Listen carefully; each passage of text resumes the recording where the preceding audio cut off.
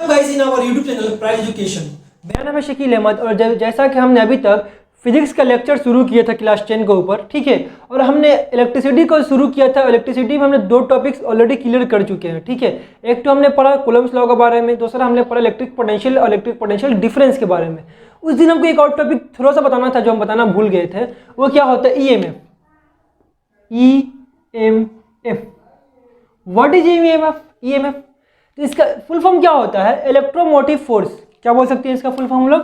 Electromotive force.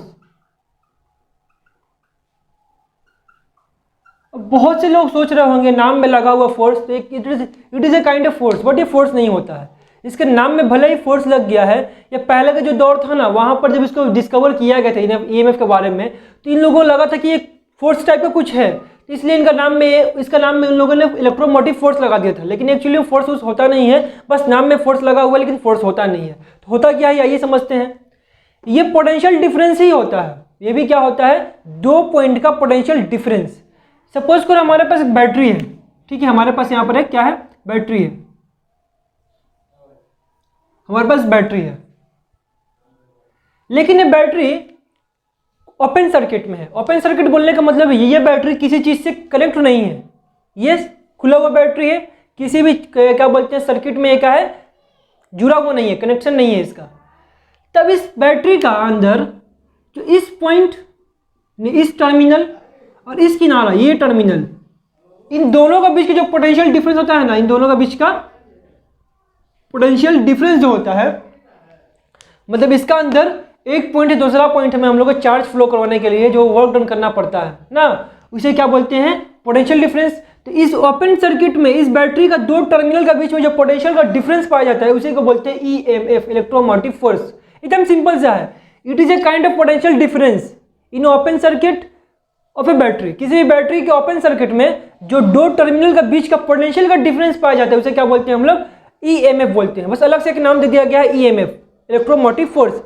और जैसे ही इसका वायर को, यानी दोनों टर्मिनल को हम लोग किसी भी कंडक्टर से कनेक्ट करते हैं, तब ये क्या होता है? EMF ना बल्कि बन जाता है क्या? Potential difference. क्या बन जाता है? Potential difference. तो EMF पोटेंशियल डिफरेंस ज़्यादा कुछ फर्क होता नहीं है।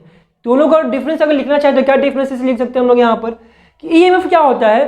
किसी भी ओपन सर्किट में बैटरी के दो टर्मिनल के बीच में जो पोटेंशियल डिफरेंस पाया जाता है उसे बोलते हैं EMF।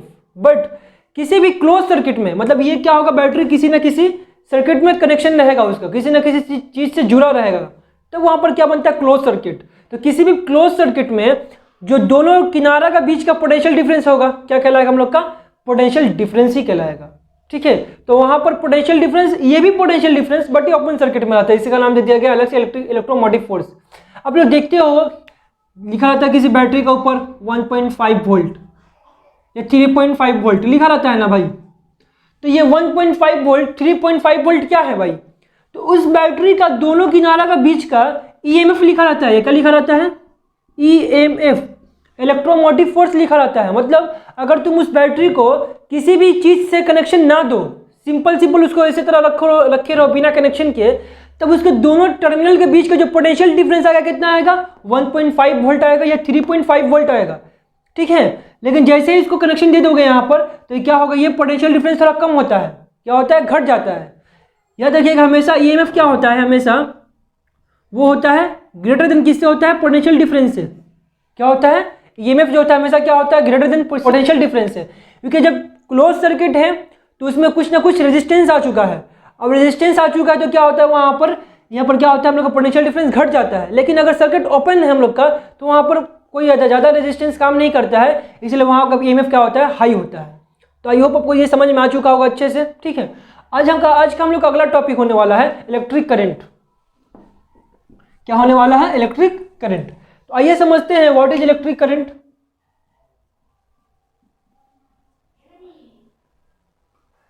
If we go to define the electric current, then we say the rate of flow of charge, the rate of flow of an electric charge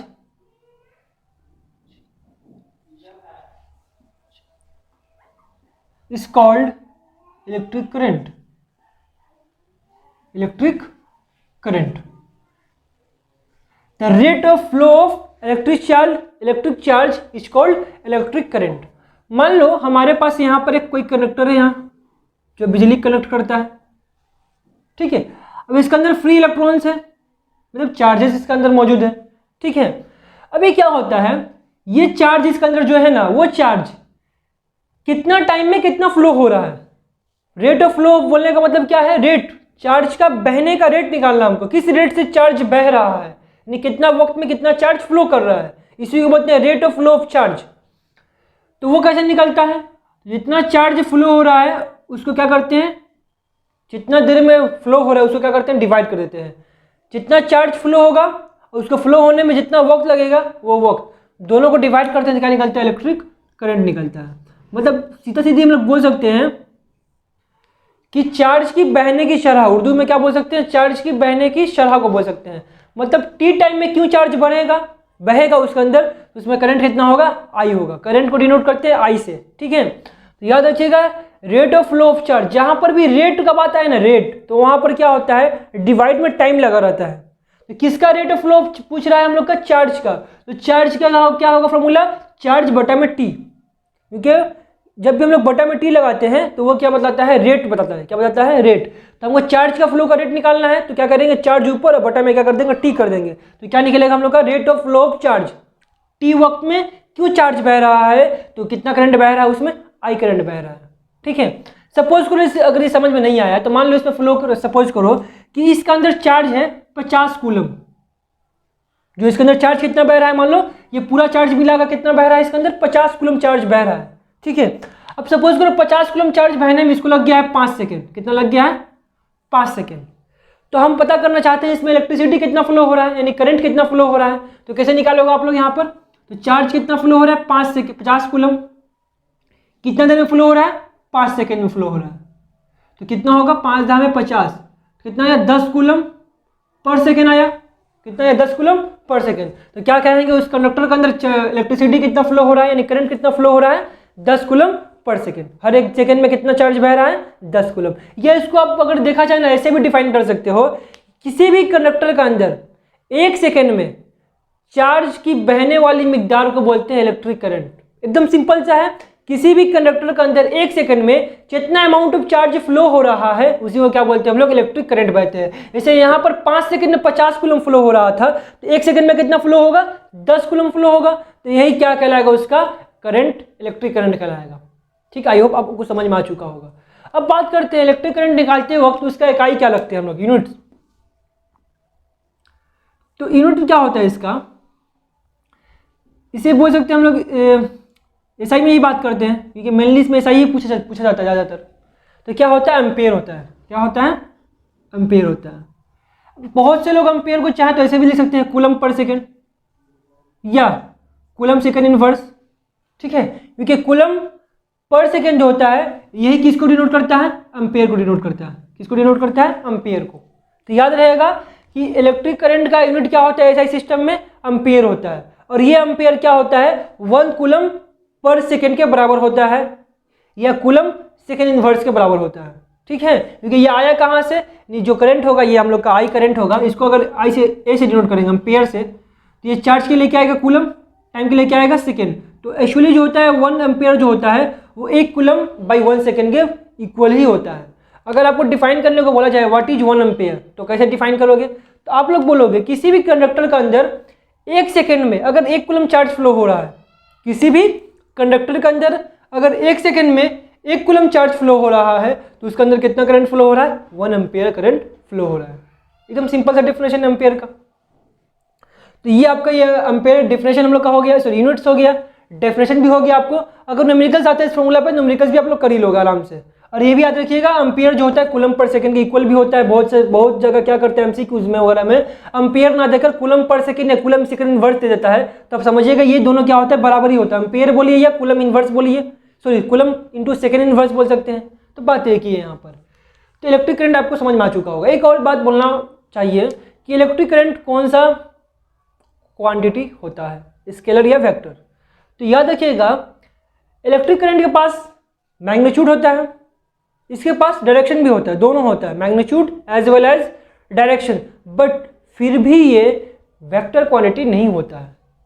क्यों, हमने अभी तक पढ़ कर रखा कि वेक्टर क्वांटिटी क्या होता है, जिसके पास मैग्नीट्यूड भी हो, जिसके पास डायरेक्शन भी हो, इसके पास दोनों है, बट फिर भी ये क्या होता है, वेक्टर क्वांटिटी नहीं होता है। क्यों नहीं होता है? क्योंकि हमने पूरा डिफिनेशन पढ़ा ही नहीं अभी तक।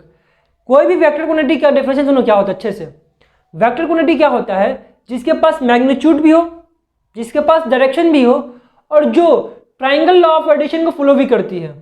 ये ट्राइंगल लॉ ऑफ एडिशन क्या होता है, तो आपको बता दूं कि जो जो वेक्टर क्वांटिटीज होती है ना, उनको जोड़ने के लिए, उनको ऐड करने के लिए ना एक अलग से स्पेशल लॉ बनाया गया है, जिसे बोलते हैं ट्राइंगल लॉ ऑफ एडिशन। उस लॉ के जरिए सिर्फ वेक्टर क्वांटिटी आपस में जुड़ सकती हैं, ठीक है। जो जो वेक्टर क्वांटिटी होंगी उस लॉ के जरिए आपस में क्या होगी, ऐड होंगी। लेकिन जब करंट को ऐड करना चाहते हैं, दो करंट मान लो लेते हैं हमारे पास, 2 एम्पियर 3 एम्पियर कुछ भी लेते हैं, दो करंट, उसको दोनों को ऐड करना चाहते हैं हम, तो क्या होता है, ये ऐड नहीं होती है। ट्रायंगल ऑफ एडिशन के रूल पे ये ऐड नहीं होती है। तो ये आप उतना ना जानिए, फिलहाल इतना मालूम करके रखिए कि ये क्या होता है, स्केलर क्वांटिटी होता है। क्यों होता है? क्योंकि ये ट्रायंगल ऑफ एडिशन को फॉलो नहीं करती है। हालांकि इसमें सिम्थ भी है, इसमें मैग्नीट्यूड भी है, बट फिर भी क्या होता है, ये स्केलर क्वांटिटी होता है, स्केलर क्वांटिटी होता है, ठीक है। तो आई होप ये पूरा वीडियो आपको समझ में आया होगा, ठीक है। अगर आपको वीडियो पसंद आया तो वीडियो को लाइक कीजिए। अगर आप कुछ गलती हो गई तो कमेंट सेक्शन में कमेंट करके बता सकते हैं, ताकि इसे हम लोग अगले नेक्स्ट वीडियो में से ठीक कर सकें। और अगर अभी तक आपने चैनल को सब्सक्राइब नहीं किया है तो पहले जाइए चैनल को सब्सक्राइब कीजिए, बेल आइकन को भी दबा लीजिए यहाँ पर, ताकि आने वाली तमाम वीडियो की नोटिफिकेशन आपको टाइम पर मिलती रहे।